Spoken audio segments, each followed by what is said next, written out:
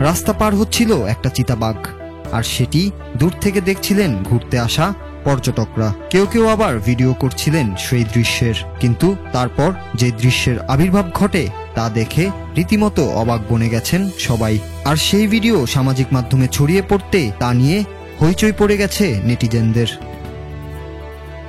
ভিডিওটিতে দেখা যায় রাস্তা পার হওয়ার সময় কোনো একদিকে বিশেষ দৃষ্টি পড়ে সেই চিতাবাঘের। সেটির দিকে তাকিয়ে থাকতে থাকতে হঠাৎই দুই পায়ে ভর দিয়ে দাঁড়িয়ে যায় সেই বাঘ।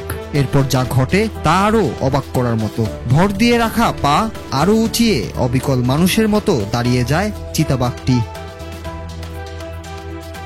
এই ঘটনাটি ঘটেছে সাউথ আফ্রিকার ক্রুগের জাতীয় উদ্যানে। চিতাবাঘকে দাঁড়িয়ে থাকতে দেখে অবাক হয়ে গিয়েছেন নেটিজেনদের অধিকাংশ। একজন লিখেছেন, কি সুন্দর দুপায়ে ভর দিয়ে সোজা দাঁড়িয়ে রয়েছে চিতাবাঘটি, তেও ভালো লাগছে।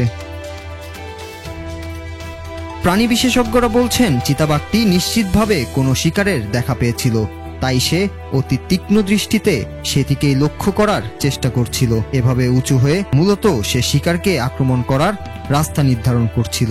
যেহেতু উঁচু হলে দৃষ্টিসীমায় বেশি অঞ্চল থাকে, তাই সে মানুষের মতো দুপায়ে দাঁড়িয়েছিল। মূলত শিকারকে টার্গেট করাই ছিল তার এইভাবে দাঁড়ানোর মূল কারণ।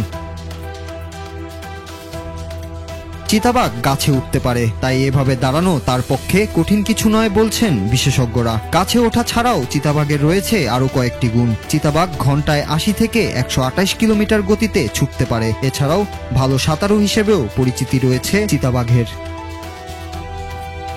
নূর Raju, Bangla TV news desk.